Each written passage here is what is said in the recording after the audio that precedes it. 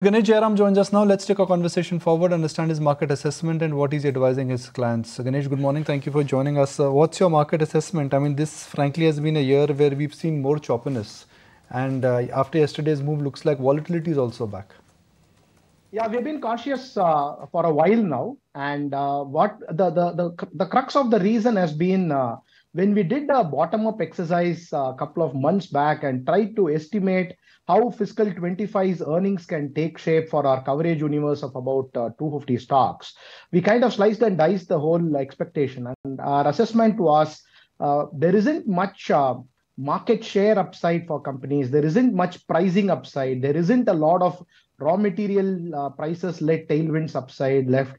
There isn't a lot of EBITDA margin or operating leverage upside left. There isn't a lot of valuation upside. The core key call is, can volume growth recover? Okay, that's the core, that's the key potential driver left for earnings growth. And for volume growth to pick up, you need strong macro. And for strong macro, we are not too confident of thumping the table. We think it's a very binary macro. We are not very bullish on overall macro outlook for this year. And there are multiple reasons for it. And the main part for that is in consumption. Consumption has been weak. We are not seeing jobs or wages, or if the retail unsecured credit slows down, we think consumption can remain weak, has been weak, but it can get weaker. And we are a little watchful on that space. Okay, that's one. Second is, we think post-elections, the government's capital expenditure, which has been a very strong driver of overall growth for the last, say, 4 years, we think it can start moderating. I'm not saying it will decline, but I think it will become 5-6% kind of growth next 2-3 years. So that is also something which could slow down our earnings growth expectations. So our corporate capex will pick up. So we are working with that in our expectations, but we think when consumption, exports, and government capex, when it slows down, at the broader level, we will be a little more defensive, more watchful than we were earlier. So what we have done is have a barbelled approach to portfolio construct, which is 2 segments. One is the defensives, the quality names across sectors, managements who have a track record of performing across cycles. That's one side of the barbell. And the second is industrials, and where we think corporate capex picking up will be drivers for some companies. We also are positive on pharma as a sector, but a fair bit of it has also run up over the last 6 months. So that's one last point is we have been recommending kind of building up some dry gunpowder. So basically some cash in our construct and recos. So if your view on macro and consumption and other demand trends is not bullish, that means market could see a earnings disappointment and PE compression could happen. So when you say put some gunpowder, why just some gunpowder? I mean, one should have a lot of gunpowder, because then if the economy slows down, which is what nobody is penciling in, then we could be looking at 15-20% easy downside. I don't take a Nifty call. I take sector and stock calls. But what we do is also keep imperatives in mind. How much cash can anyone maximum go to? Institutional investors is. So a fair sprinkling of defensive stocks also needs to be kept in mind in that context. Let's talk about consumption. Now, we can look at two-wheeler sales. We can look at the FMCG sales and talk about the K-shaped recovery. But there are a lot of macro callers and economists who are making a case that luxury has done well in 2022 and 23, urban has done well in 2020 and 22 and 23. It's the rural economy which actually will make a comeback because inflation is settled and hopefully we'll have a good monsoon. So what are the chances that what has not done well in last 2 years could do well, and what has done well may not do well? Actually, we have not there is a slightly different view that we have. I will still not say that rural has been weak over this few years. Actually, if you look at how has tractor sales done not the current year, but the preceding 3 years, tractor sales were good actually.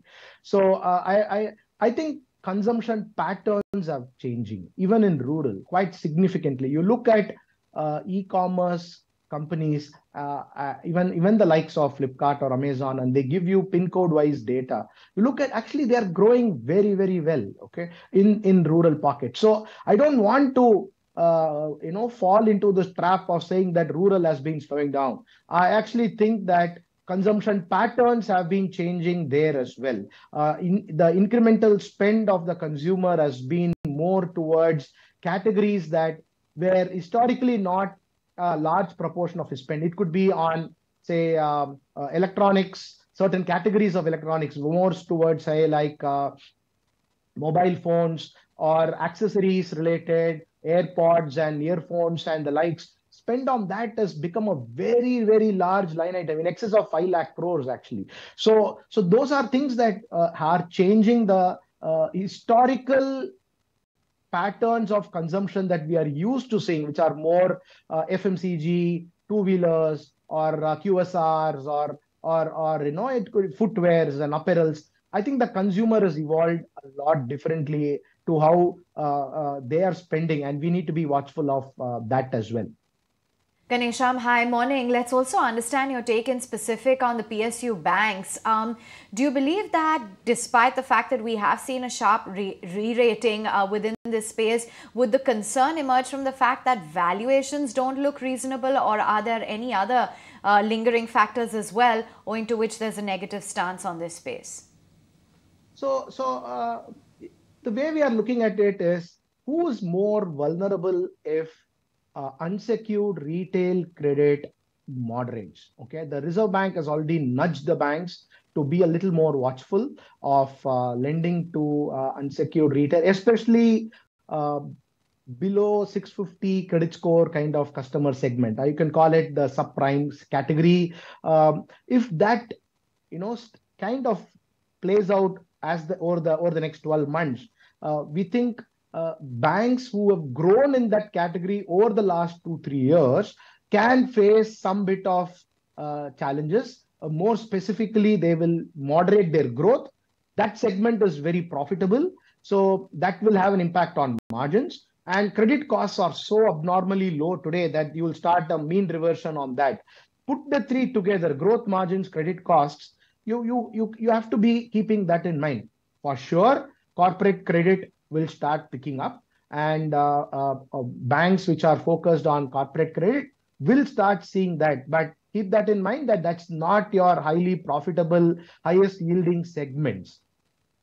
Keep the two in mind when we are preparing our financials or banking stocks preferences. Okay, now you believe government capex will come down, which it could, considering that they've been going at about 3.5% of capex as part of GDP. That has to stall somewhere. Capital expenditure cannot grow at 30% every year. If that happens, then which sectors will see a markdown, both in terms of earning and P multiples? So you've seen the benefit of that on construction or cement. You're also seeing it in terms of the railway spend beneficiaries. I think defense spend is not really new spend. It is more of import substitution, so that could kind of sustain. But working capital cycles there can get a little elongated.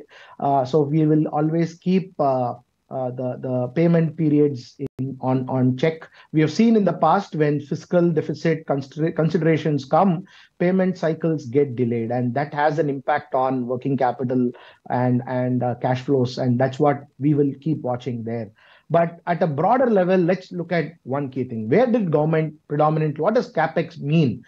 What about if you're spending on roads or railways or even airports? And keep in mind, 70 new airports are coming up in some part of the country. Where was the spend predominantly on? It was on land. Okay, they were buying land, and that land was going into somebody's pockets as income, and monetizing their assets, and that would have recycled into either into some categories of consumption, or it could have gone into the second derivative impact of if lesser land is procured, then what happens? That's what I'm keeping a track. And keeping also one thing in mind, I'm not saying government capex will come down. I'm saying government capex growth will come down. It will still be growing on instead of 25% CAGR, it could grow at 5% CAGR. And that's the impact you could see on multiples, on companies which have been beneficiaries or segments which have benefited from this growth. Okay, final question. When you say defensives, what is your definition of defensives? I have grown up knowing the definition of defensive is IT, pharma and FMCG. FMCG is slow, IT is volatile, pharma is hard to call. So what is the new defensive in this market? So the defensives are quality managements, okay? Not sectors, but within each sector, there are balance sheets, there are managements, there are companies which are a lot more insulated than others, whose strategies are not just meant to benefit in a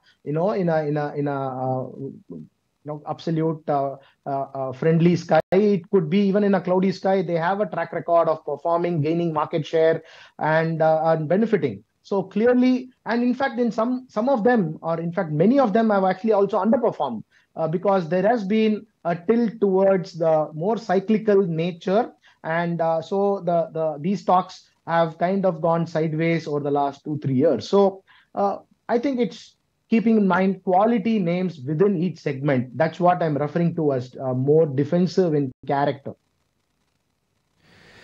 Well, Ganesh, appreciate your time. So nice to have you. And thank you for joining us. A very differentiated voice. I mean, normally brokerages are coming out and saying, okay, long term, everything looks good. India is great, but very specific in terms of why you should be careful. You should not undermine the risk. Thank you very much.